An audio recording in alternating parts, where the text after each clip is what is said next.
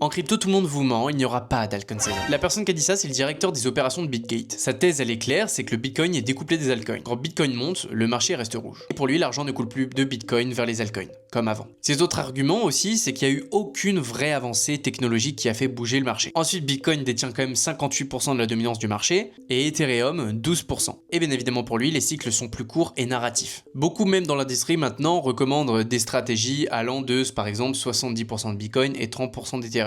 Il ne parle plus des altcoins. Alors bien évidemment, il y a des facteurs contraires à ce qu'il dit. La dominance du Bitcoin descend de plus en plus. Les recherches Google sur le mot altcoin sont en train d'augmenter. Et le point important, c'est que le marché des altcoins est dans sa plus grosse phase d'accumulation jamais enregistrée, plus longue que 2017 et 2021. Et historiquement, plus les accumulations sont longues, plus le mouvement haussier est important. Et moi, je pense que dans ce cycle, les gens qui vont vraiment faire de l'argent, c'est les gens qui restent H24 sur le marché, et pas ceux qui vont DCA ou HODL. Personnellement, moi, j'utilise des portefeuilles crypto conçus par des experts qui ont déjà fait 2 bull runs et qui sont complètement actualisés en fonction des tendances et des opportunités. D'ailleurs, toi aussi, tu veux ces portefeuilles, t'as juste à commenter portefeuille en dessous de cette vidéo et je t'envoie tout ça par message privé.